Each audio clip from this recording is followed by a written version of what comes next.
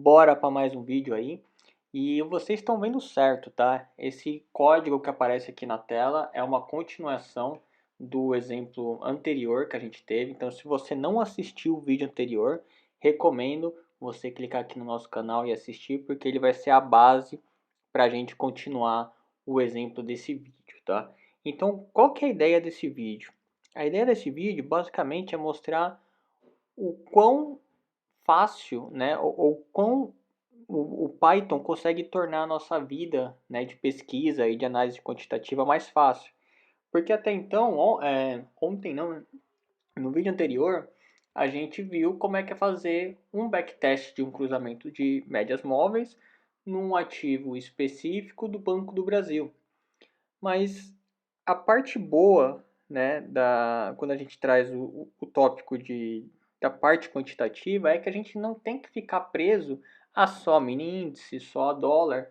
O mercado tem aí 200, 300, 400 ativos que você pode verificar e ver se tem alguns inclusive a sua estratégia vai aderir muito melhor do que outros, né?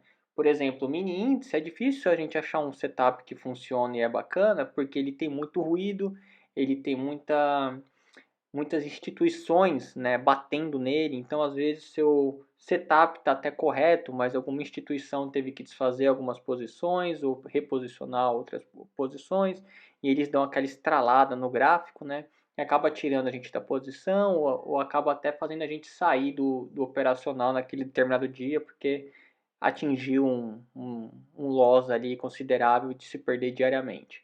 Então, é, todos esses processos, eventos e variáveis que acontecem no mercado é o que faz a gente, através da análise quantitativa, deixar de uma forma mais segura as nossas análises e deixar o nosso investimento, né? No caso, isso já não seria investimento, seria mais caracterizado como trading, a automação do trading para a gente.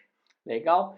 Então, galera, antes de começar esse vídeo, eu gostei bastante, teve bastante visualização no vídeo passado, mas eu vi muito pouco like, muito pouco inscritos aí, tá? Então, muito pouco das pessoas que assistem os nossos vídeos são inscritos, então dá aquela fortalecida e já deixa o like. E galera, bora pro vídeo. Então, qual que é a ideia de hoje? A ideia de hoje é entender também como é que a gente pode fazer algumas manobras aqui no Python para tornar a nossa pesquisa melhor, né, em termos de procurar o nosso setup. Ou inclusive, eu também posso montar um setup e ele pode rodar em todos os ativos que eu quero. Legal? Então, a ideia é o seguinte, aqui a gente tinha o nosso código, né, rodando apenas em Banco do Brasil. E vamos dizer aqui que eu vou criar a minha listinha, tá? Minha listinha Bovespa, tá? Então vamos criar aqui lista de ativos Bovespa. E aqui eu vou criar, né? Vou colocar, quero Banco do Brasil. Eu quero colocar Petrobras. Eu quero colocar Bradesco. Eu quero colocar Suzano. Suzano também, muito bacana. Quero colocar Semig. Opa, quero colocar Semig. E beleza. Acredito que daqui para frente vocês já vão entender o contexto e vocês conseguem adaptar de acordo com a necessidade de vocês. Inclusive, galera, vê se ficou bacana esse setup de tela. Tive alguma ajuda no canal ali do Telegram, onde falaram que para aumentar um pouco mais a letra, porque algumas pessoas assistem pelo celular. Então eu aumentei, vê se para mim tá bem grande aqui, mas vê se para vocês ficou legal. Caso ao contrário, me dá alguma sugestão de como pode melhorar, que eu vou adaptar e colocar nos próximos vídeos, beleza? Então legal. Galera, então aqui eu montei minha lista de ativos da Bovespa e o que eu vou fazer? Eu vou pedir para rodar o backtest de ativo por ativo e eu quero saber como é que foi o resultado desse backtest, tá? Então eu vou fazer seguinte. Então, para cada ativo na lista de ativos da Bovespa, a gente vai pegar esse trechinho de código aqui, a gente vai comentar a plotagem. Uma coisa bacana que agora que eu comentei o plot aqui, eu me lembrei. Se vocês visualizarem aqui, eu tenho um arquivo aqui HTML, tá? Que esse arquivo HTML, assim que eu abrir ele, eu vou ter o resultado do backtest. Então, caso você queira visualizar depois ou consultar, sempre que você colocar, né, no seu código esse btplot, ele vai gerar um arquivo HTML no mesmo diretório que você rodou o código e você consegue visualizar depois. Legal? Então, beleza, bora lá. Então, vamos fazer o seguinte. A cada ativo que a gente vai rodar, a gente vai trocar isso daqui por ativo, porque vai acabar tornando uma variável. A gente vai rodar. E o que eu quero aqui? Aqui eu consigo refinar também algumas informações interessantes, porque se eu não refinar, cada vez que eu terminar um backtest, ele vai me dar todas essas informações, o que não é ruim, tá? Por um lado, mas às vezes, como você está rodando bastante ativo, você tem algumas métricas que você gostaria de visualizar. Então, por exemplo, se eu quero saber só a combinação de médias móveis que funcionaram da melhor forma possível, eu só printo o underscore strategy. Se eu quero saber o quanto que ele terminou, quanto foi o pico e quanto foi o retorno, eu consigo só imprimir, né, printar essas partes. Se eu quiser é, fazer só isso, né, a gente pode fazer assim. A gente faz o stats e eu quero saber quanto que foi de equity, o final aqui, né? Quanto terminou de equidade. Bom, então basicamente eu só copio essa string aqui, que está aqui embaixo. Eu coloco aqui, fechando aqui. Cuidado para não ter espaços extras, tá? Tem que estar direitinho dentro das aspas. E na hora que eu printar, na hora que eu terminar esse backtest, ele vai me printar só esse resultado e não todo esse resultado.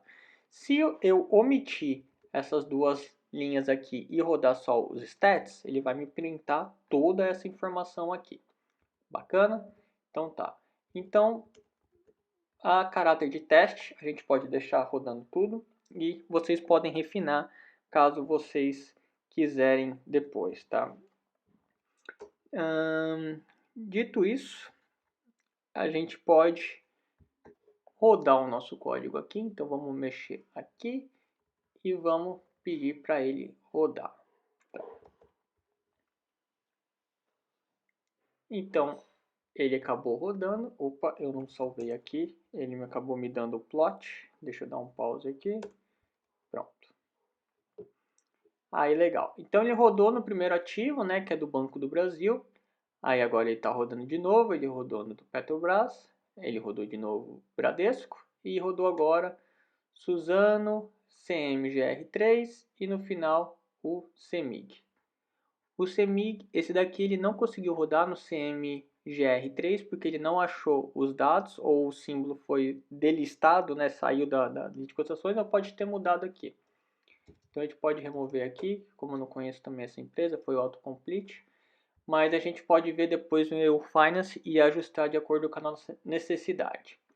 A questão é o seguinte, esse setup aqui, a gente consegue ver que ele roda muito rápido. Então é questão de que 1 ou 2 segundos em cada ativo, ele consegue fazer todo esse backtest, tá?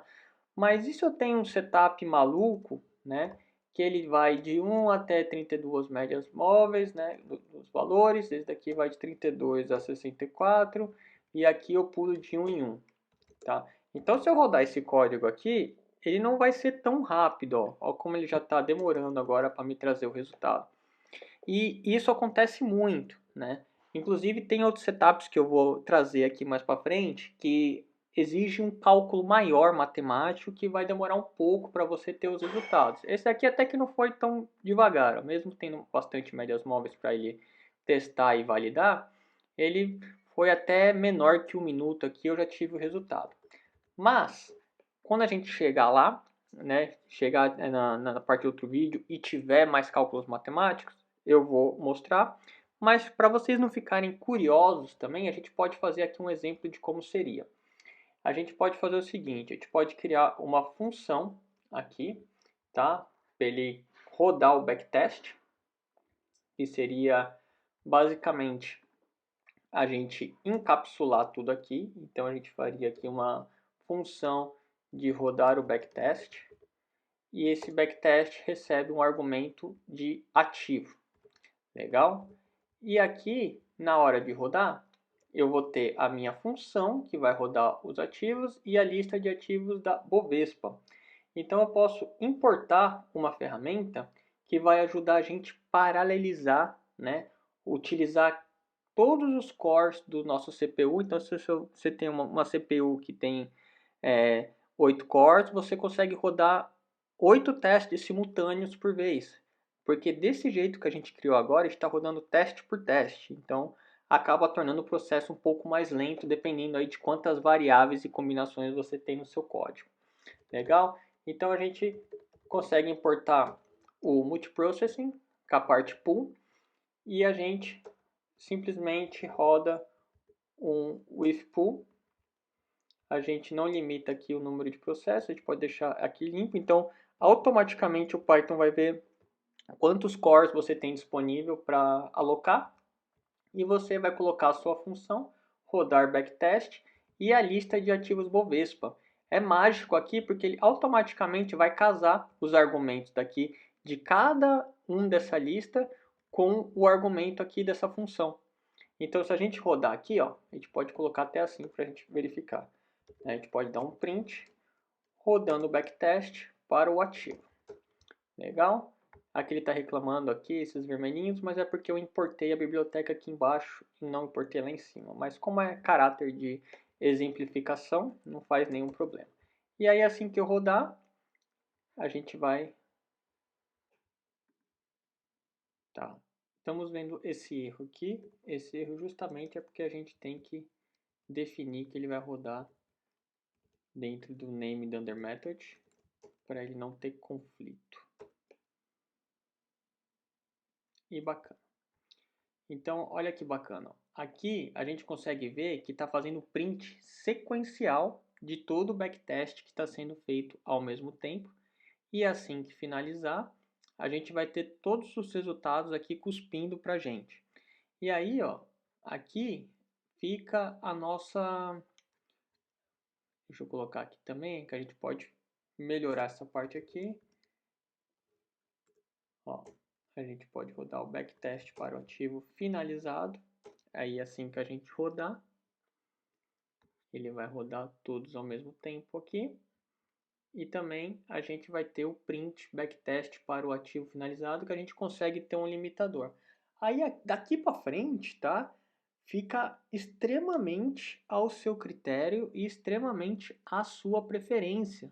O que a gente pode fazer aqui? Daqui para frente, basicamente, você pode colocar os dados ou os resultados no Excel, você pode colocar os resultados em um arquivo TXT, você pode exportar para um arquivo YAML, você pode fazer o que você quiser com essa informação, você pode colocar no Google Docs ou qualquer coisa que você pode fazer para organizar a informação e olhar um por um, tá? Tem um negócio aqui que eu estou fazendo, deixa eu achar aqui e colocar aqui na tela para vocês, que é uma ferramenta gráfica que eles colocam gráficos para gente. Deixa eu ver se eu acho aqui. Que é uma ferramenta que se chama Grafana, que é uma ferramenta usada para muitas coisas aqui.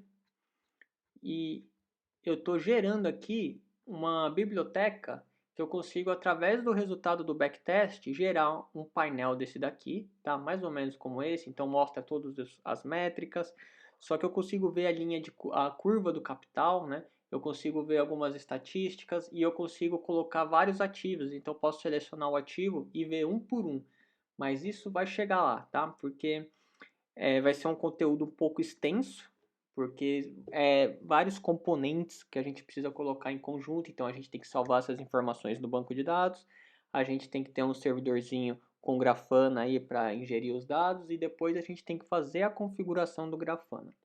Eu vou tentar ver se eu consigo deixar tudo dentro de um container de Docker, tá? Mas eu vou gravar aí um passo a passo, vou ver se eu faço em um formato de playlist, vou ver a melhor forma possível que eu consigo organizar esse documento e eu vou distribuindo com vocês ao longo aí dos vídeos que vem para acontecer.